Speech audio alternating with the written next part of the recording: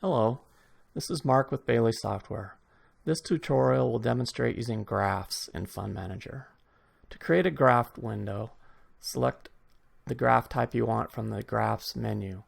All the graph types above this separator are portfolio-based graphs, and all the graph types below this separator are investment-based graphs.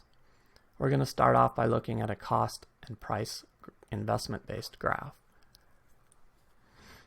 Here you can see there are currently 4 investments being displayed. You can display 1, 4, or 9 investments in an investment-based graph.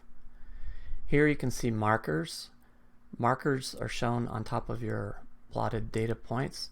The red circle here is indicating a buy transaction. The larger green circle around it is showing an unspecified lot, which is a lot that's still available to be sold. The white triangle here is a sell transaction. The yellow X is a distribution transaction.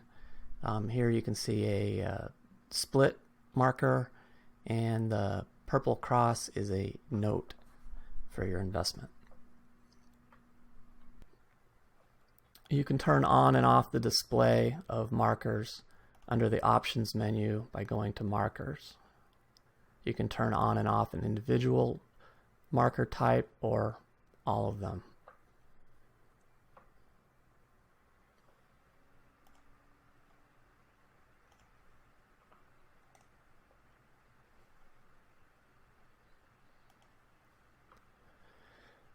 Here we're showing a single investment, and you can scroll through the displayed investments using the arrow keys on your keyboard or the page up and down keys. You can also use these toolbar buttons to scroll. So we'll scroll to the right and display a couple different investments.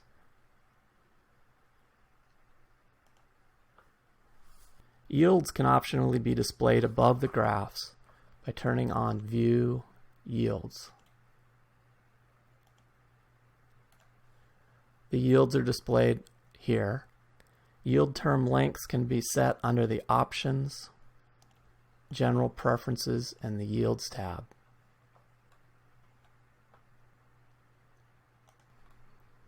The GPH yield term is for the date range of the graph. You can select either a return on investment or a time-weighted return yield. This choice is available under the Options menu under Yields. Under the Options menu, you can specify the yield type, what markers you want, whether or not you want grid lines, and you can also use skins.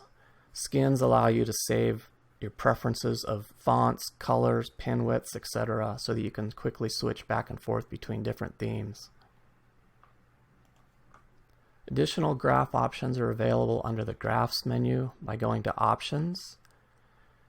In the Display dialog box, you can set a wide variety of options. For example, if you wanted to turn off the display of percentage along the right axis, you could turn that off there.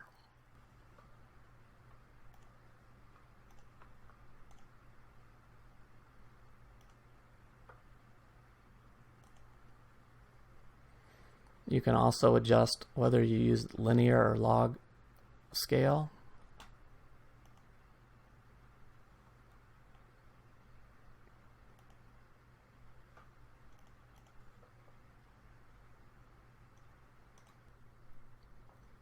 Let's take a look at some of the other graph types available.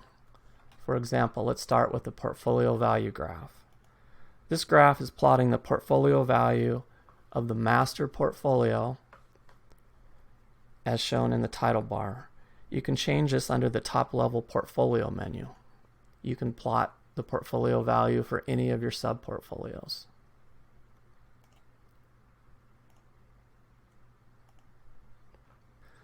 The legend here is showing the ending market value and the change from the prior day. In the advisor version, you can customize this legend text under Graph Options, Legend Text. You can insert any text and any variety of fields into the legend.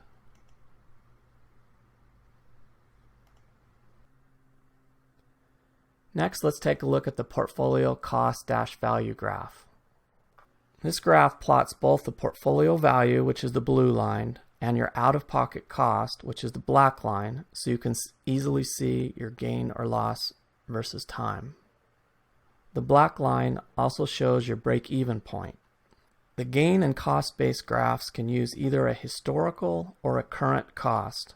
Historical cost is the net sum of money that has come out of your pocket over the life of the portfolio, where current cost is the net sum of money that has come out of your pocket in order to acquire only the currently held shares.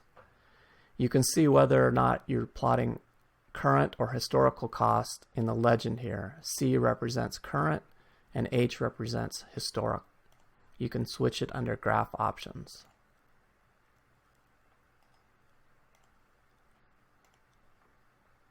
We can also take a look at the portfolio gain graph. This graph plots your out-of-pocket gain or loss since the graph's starting date. It's basically the distance between your cost line and the value line of the previous graph. Next, we'll take a look at the portfolio investment overlay graph. You can use either the value-based version of this graph or there's a price plus distributions version. Let's take a look at the value-based version. This graph overlays your portfolio value with the equivalent value if you had invested the same amount of money in each overlaid investment. To add an overlaid investment, go to Graph Options and choose Overlaid Investments. We'll add the Dow,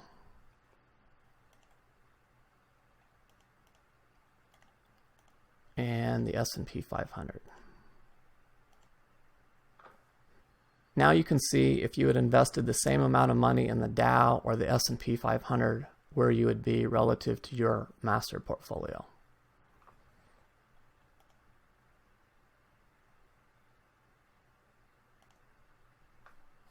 And again, if you want to change what the active portfolio is, just go to the portfolio menu and you can overlay any other sub-portfolio. Next, we'll take a look at some of the pie charts. So under graphs, if you go to pie charts, you can plot a pie chart against any of these items. For example, if we plot against investment, each pie slice is an investment in the active portfolio, which is currently master portfolio. You can also look at your allocation against investment type, for example, or by sub-portfolio, or any of the other items listed. There's also stacked value graphs. You have all the same items that you can plot against. A stacked value graph is basically a pie chart, but it's versus time. So you can see the allocation of your portfolio for each item versus time. And the legend of each item is shown above. So for example, this thick green one is Lowe's. And you can do the same for each of the listed items.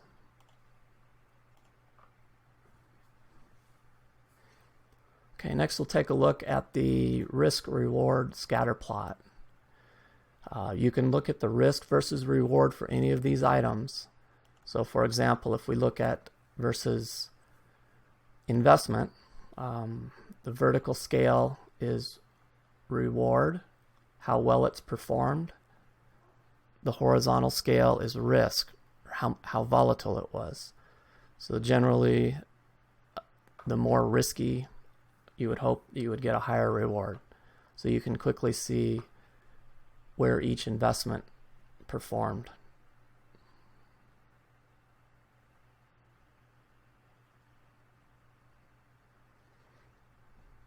And you can do this same scatter plot for any of these items. Okay, next we'll go down and take a look at the income schedule. You can plot an income schedule by month, quarter, or year. This graph shows your expected income from your investments based off their recorded income properties. So if we go take a look at some of our investments,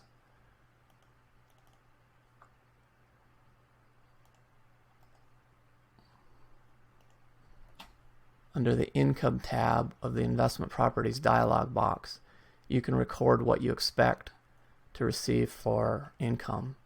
You can either have a dividend-based income, or for bonds, you can specify the coupon rate and payment frequency. And all of that will show up in the income schedule graph. Okay, next we'll take a look at some of the investment-based graphs. As mentioned earlier, all the investment-based graphs are listed below this separator. So if we start with the value, this graph is simply plotting the investment value versus time for a single investment in this case. And again, you can scroll. You can plot multiple.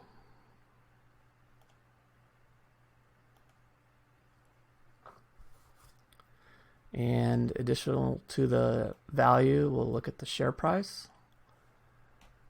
This is just plotting the per share price of each investment versus time. You can either scroll, or you can jump to another investment by just picking it from the list under the Investments menu.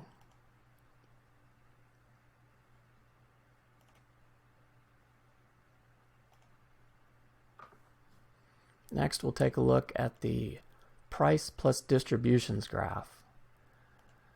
This graph is similar to the price graph, but it adds in your per share distributions into the plot to show a true performance of the investment, factoring in distributions. This graph also is currently showing markers. You can show the details of any marker by hovering your cursor over it. You can see that the marker information is shown in both a pop-up tooltip, and then also in the it's shown down here in the lower left corner of the status bar. The status bar also shows a variety of other information about what's being displayed, including the current position of the cursor. If you want to edit a particular transaction, you can just move your cursor over it, right mouse click, and say edit to choose edit for that transaction. Next, we'll take a look at the volume high-low graph. This graph plots the close and the high-low in the upper section and the volume along the bottom.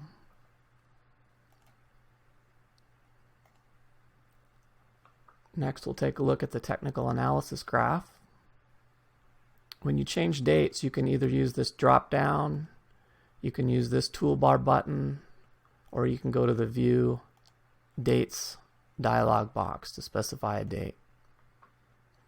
And you can right mouse click on a graph and perform a variety of options. Here we'll change some of the technical analysis details.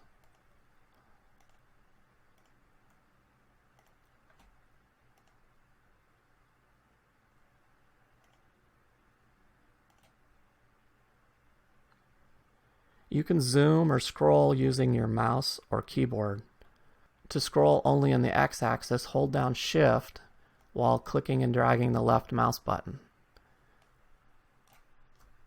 You can also use different cursor types. Here we're using the trackball.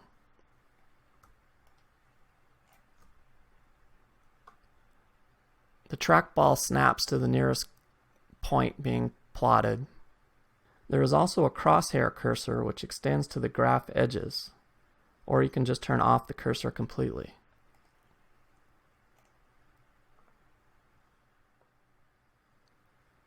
Next, we'll take a look at the investment overlay graph types. This is available as both a plain share price or price plus distributions version.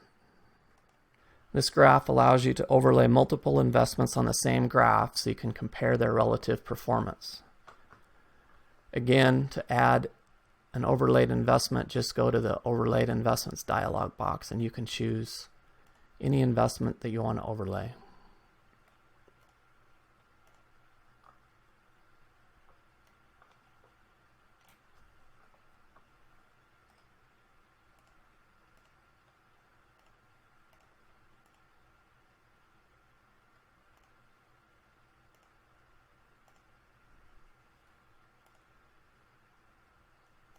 So here we can see how well Lowe's has performed against the Dow and the S&P since the beginning of the year. Next, we'll take a look at the cost and value graph. This is similar to the portfolio-based version,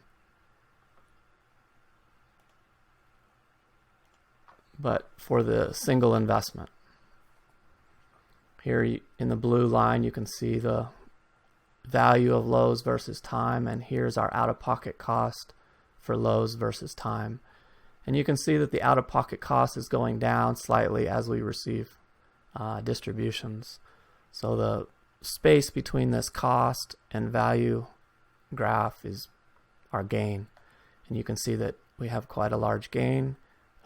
If the blue line were to cross the black line, that's where you have reached your break-even point. Next, we'll overlay a share price with a moving average. I should mention there's also an investment-based plot for gain, and we looked at the cost price earlier. Under moving average, you can plot just moving averages, or you can overlay the share price with moving averages. Let's take a look at this for Chef, and we'll look at it for the last year. If you want to add, okay, so the cyan color is the share price, the green is your 5-week moving average, purple is your 20-week moving average.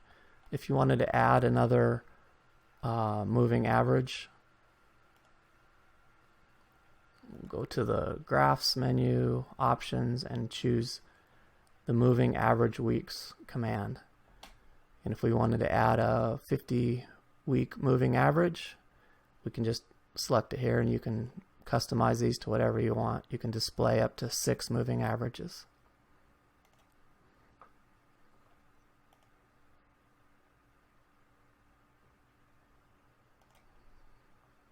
If I wanted to zoom in around a particular point on the graph, I just click and drag.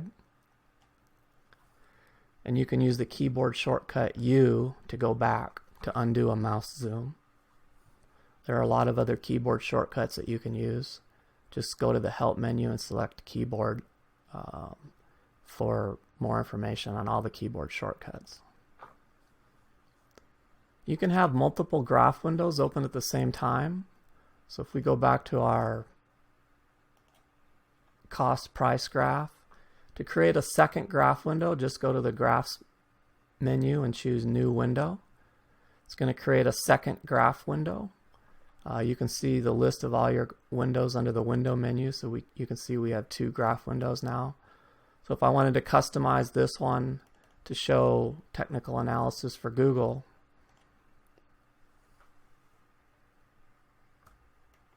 I could do that. And then if I wanted to switch to my other graph window, you can see it's still there. You can use the tile and cascade commands to show all your windows at the same time.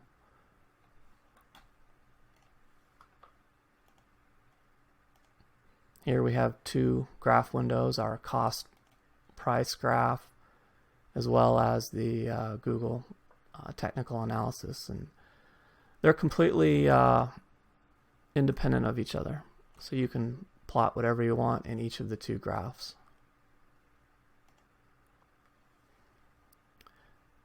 You can also draw trend lines on your graphs. To draw a trend line, you hold down the Control and the Shift key at the same time while clicking and dragging. You can add as many trend lines as you want. While you're clicking and dragging, you'll notice that in the status bar it's showing you the slope and the yield of the line that you're about to draw. You can also put your cursor over the endpoint of a trend line to see details about it. You can click and drag the endpoint to edit it. If you want to delete a trend line, just right mouse click on the endpoint and say delete trend line. All the colors and fonts can be adjusted to whatever you prefer under the options menu. If you go to the colors and fonts, you can also adjust the screen and pen and printer pen widths independently. And any changes that you make, you can save to a skin, so that you can memorize multiple skins and easily recall them for displaying different themes. Okay, that's it. Thanks for watching the graphs tutorial.